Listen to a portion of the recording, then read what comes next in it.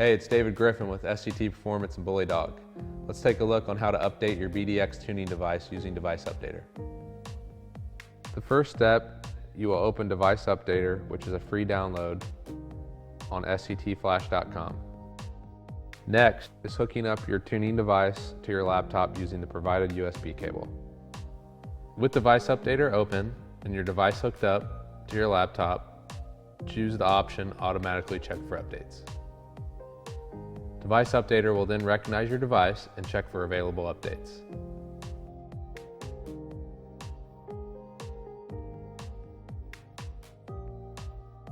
You can see highlighted in red, there are updates for the device version. Choose Update Device and allow Updater to run through the update process. This may take a few minutes.